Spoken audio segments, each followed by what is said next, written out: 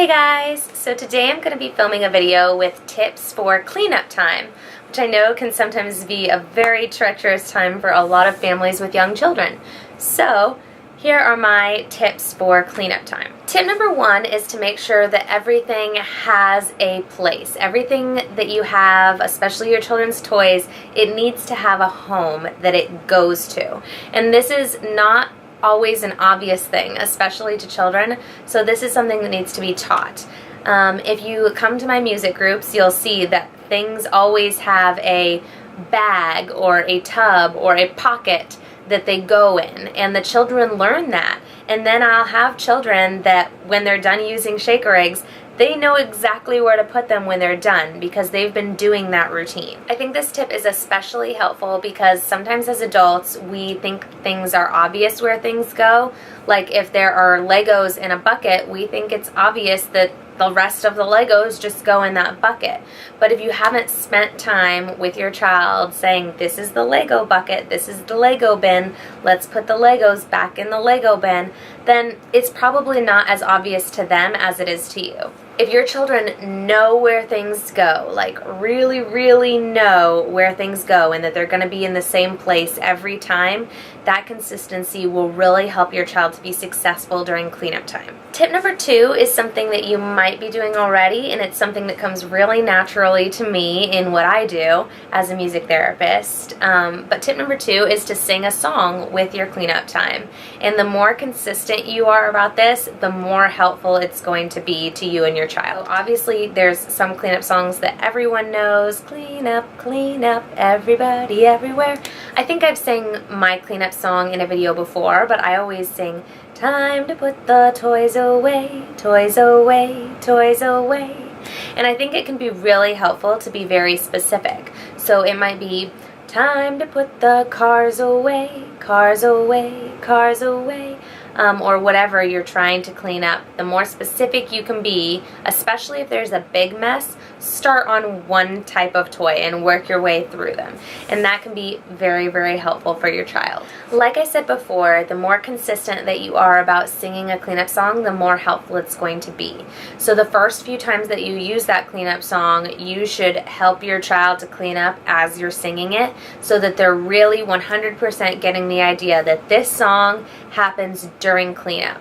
And then after you've done that a few times and they've kind of got that general idea that that's what's going to happen during the cleanup song, then you can start to sing it without helping and just a little bit of prompting to make sure that they're following through so that they know that 100% of the time when the cleanup song has been sung, cleanup needs to happen. Tip number three for cleanup time is to make cleanup a race. This can be a really helpful one if you are in a hurry and you don't have a lot of time to prompt and teach cleaning up the exactly right way. Let's just make it a race. Them versus you. Time to clean up. Let's see who can get all the dinosaurs back in the basket faster. This can be something that you do, you versus your child. This can be something that they do kind of against themselves, against the clock, and you're timing them to see how fast they can go. This is something you can do with a cleanup song. Time to put the toys away, toys away, toys away, time to put the toys away, faster, faster, faster. A lot of those little cues will help your child to clean up a little bit faster, and it can also make it a really fun game so that they're motivated to participate in the cleanup. My fourth and final tip for cleanup time is a little bit obvious, but I feel like a lot of us let this habit slip away when we are very busy, and that is to finish an activity before starting a new one. If you teach your child that before we get out something new, we're going to clean up what we already did, that is something that will stick with them, especially, again, the more consistent that you are. If your child is motivated to do a new activity, then they're going to be motivated to do what they need to do to get to that new activity. So make sure that you're giving those prompting reminders like, oh, we need to put all of the blocks away before we can get out the Play-Doh.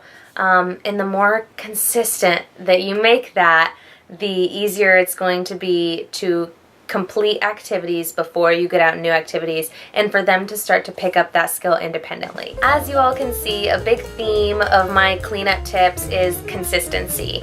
The more consistent that you make their cleanup routine, the easier it will be for them to stick to and to know what's coming next. I hope these tips have been helpful to you and that you're able to try some of them during your next cleanup times. And I hope that with a little bit of stick-to-itedness, I don't know if that's a phrase, but I hope that if you stick to it, that you find that your children are more successful during cleanup time.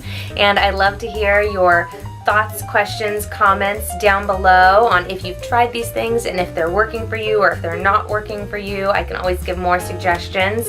And that's it. I hope this is helpful. Thank you for watching this video. I'd love to talk to you all some more in the comments below, and I will talk to you later. Bye!